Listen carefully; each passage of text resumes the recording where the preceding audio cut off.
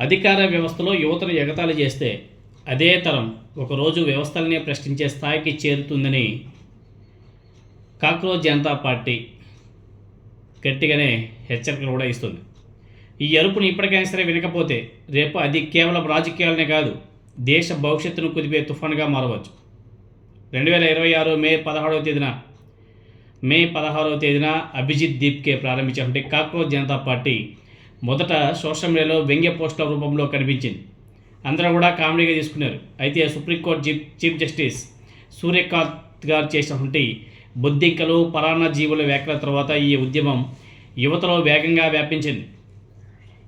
కొద్ది రోజుల్లోనే ఇన్స్టాగ్రామ్లో కోట్లాది మంది ఫాలోవర్స్ ప్రధాన రాజకీయ పార్టీల అధికారిక ఖాతాల కంటే ఎక్కువ రావడం జరిగింది. బీజేపీ కానీ అదేవిధంగా కాంగ్రెస్ కానీ. ఇది కేవలం మీమ్స్ కలర్స్ కాదు, ఉద్యోగాల కొరత, నీట్ వంటి పరీక్షల లీకులు, అదేవిధంగా అవినీతి, అవకాశాల్లో అసమానత, రిజర్వేషన్ ఇవన్నీ కలిసి యువతలో తీవ్ర అసంతృప్తి కూడా పెంచుతున్నాయి. రాత్రింబవళ్ళు చదివి పరీక్షలు రాసినా చివరికి వ్యవస్థల వైఫల్యంతో భవిష్యత్తు చీకటిగా మారుతుంది. యువతకు మానసికంగా కుంగదీసేస్తుంది. సోషల్ మీడియాలో వచ్చే వ్యంగ్య పోస్టులు, సెటైర్లు, మీమ్స్ ఇవన్నీ చూస్తే ఒక తరం బాధకు ప్రతిబింబాలుగా కనిపిస్తున్నాయి. అంతేకాదు ఆ నవ్వుల వెనుక నిరాశ, సెటైర్ల వెనుక కోపం, అదేవిధంగా వైరల్ పోస్టుల వెనుక అవకాశాల కోసం అల్లాడుతున్నటువంటి జీవితాలు కనిపిస్తున్నాయి. అంతేకాదు మీకు అందరికీ తెలిసిందే, ఎక్స్ ఖాతాలు, కాక్రోచ్ జనతా పార్టీ ఎక్స్ ఖాతాలు బ్లాక్ కావడం, వెబ్సైట్ డౌన్ అవడం, హ్యాకింగ్ ఆరోపణలు వచ్చినా సరే ఈ ఉద్యమం ఆగలేదు. కొత్త అకౌంట్స్ వస్తున్నాయి, కొత్త పేజీలు పుట్టుకొస్తున్నాయి.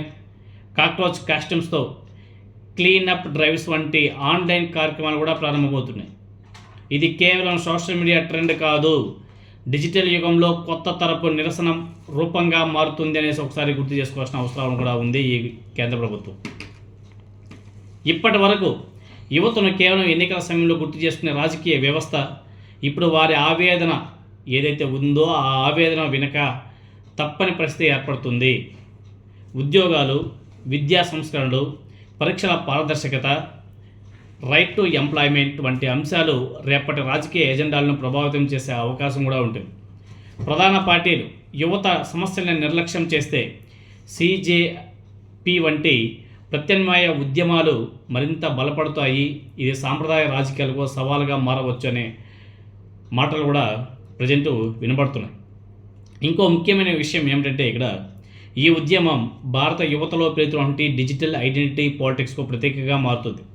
ఒకప్పుడు రాజకీయ పార్టీల జెండాల కింద నిలిచినటువంటి యువత ఇప్పుడు హ్యాష్ ట్యాగ్ల కింద ఏకమవుతుంది. ఇది గుర్తుపెట్టుకోవాలి. భావోద్వేగాలు, అసంతృప్తి, సామాజిక ఆవేదన ఇప్పుడు సోషల్ మీడియా ద్వారానే వేగంగా ఉద్యమాలుగా మారుతున్నాయి. ఎగ్జాంపుల్ పక్కనే ఉన్నటువంటి నేపాల్ దేశం, అదేవిధంగా తమిళనాడు రాష్ట్రం. ఇవే యువత మనస్తత్వంలో వచ్చేటువంటి ఈ మార్పును రాజకీయ వ్యవస్థలు అర్థం చేసుకోకపోతే రేపటి భారతీయ రాజకీయ పటంలో ఊహించని మార్పులు చోటు చేసుకునే అవకాశం కూడా ఉంటుంది.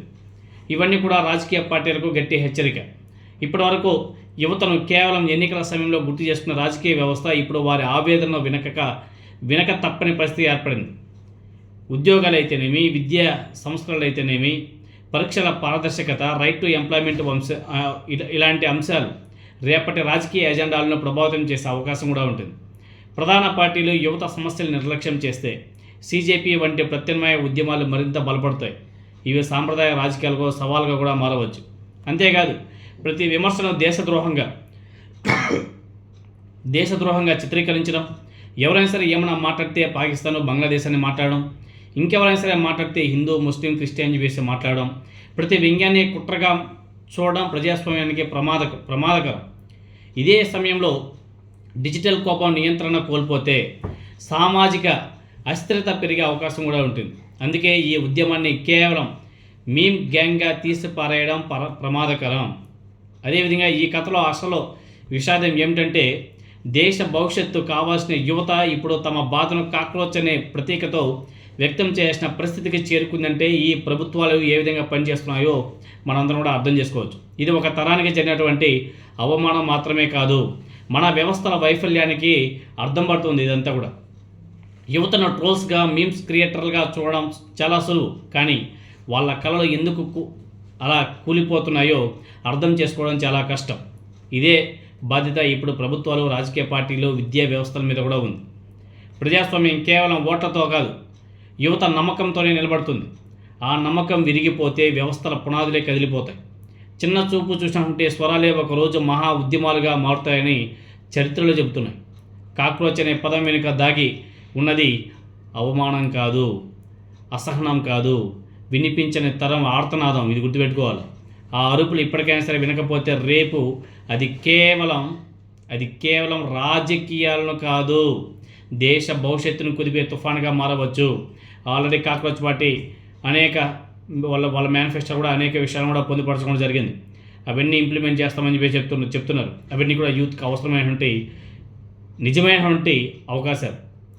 సో ఎప్పటికప్పుడు కాక్రోచ్ పార్టీ దూసుకుపోతుంది. మీమ్స్ పేజ్ అసలు బీభత్సం.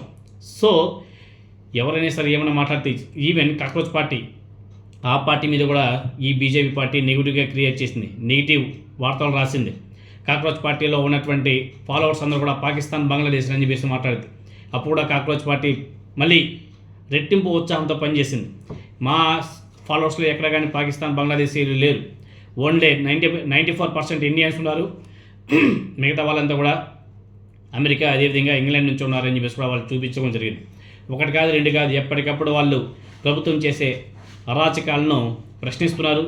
ప్రశ్నిస్తే మీకు అందరికీ తెలిసిందే, దేశద్రోహులుగా పెట్టడం, లేకపోతే మతానికి వీళ్ళంతా కూడా హిందువులు కాదు, హిందువులకి వ్యతిరేకంగా మాట్లాడుతున్నారు అనేసి వాళ్ళ మీద దేశ ద్రోహం కింద కేసులు పెట్టి ఏ విధంగా జైలుకి పంపుతున్నారో కూడా మనం చూస్తాం. ఇది దేశానికి మంచిది కాదనే విషయాన్ని ఒకసారి ప్రజలందరూ కూడా అది గుర్తుపెట్టుకోవాలా. లేదు మేము ఇలానే ఉంటాం, ఇలానే నడుస్తామంటే ఈ దేశాన్ని ఎవరు కూడా కాపాడలేరు. ఆ కాక్రోచ్ అనే ఏదైతే పార్టీ వచ్చిందో, యువత ఏదైతే దానికి ఎంకరేజ్ చేస్తున్నారో అదే ఈ పార్టీలను పునాదుగా మార్చే అవకాశాలు కూడా ఉన్నాయి.